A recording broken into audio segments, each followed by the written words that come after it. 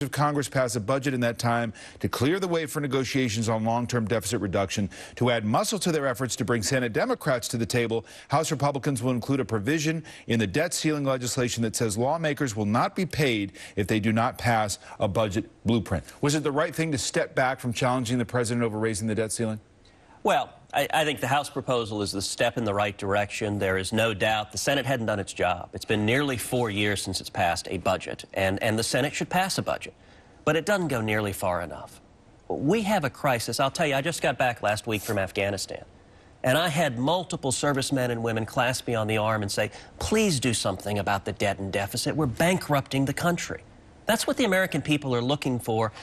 And to date, politicians from both parties have been unwilling to take even a tiny step in the right direction. We got to fix the problem. The Senate's got to pass a budget. Do you believe that? I do. And let me just Why has it been 4 years since they've done it? Let me answer that. Let me first answer this. This was a major victory for the president. The Republicans now have twice lost out on fiscal issues in the last month, first fiscal cliff and this, and I think they're losing ground on fiscal issues.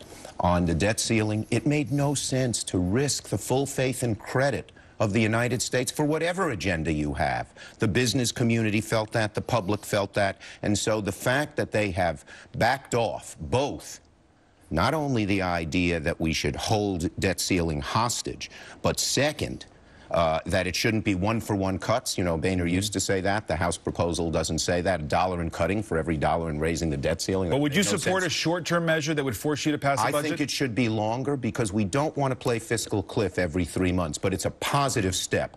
On the budget. There are always spending reform provisions that you never get a clean debt ceiling raise.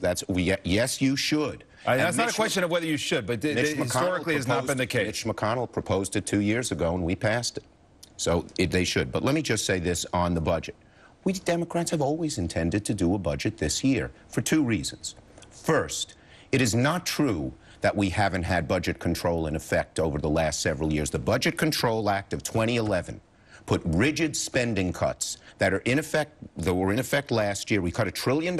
We didn't like it. It was much more a Republican-type proposal than ours. In effect, it expires this year. So we need a budget. But second, it's going to be a great opportunity for us, because in our budget that we will pass, we will have tax reform, which many of my Republican colleagues like, but it's going to include revenues. It's a great opportunity to get us some more revenues to help, in part, deal with sequestration and deal with the Senator debt issue. Schumer, and I want Senator Cruz's response here, too. The reality is the president is willing to throw the long ball on this big Sunday of football when it comes to gun control.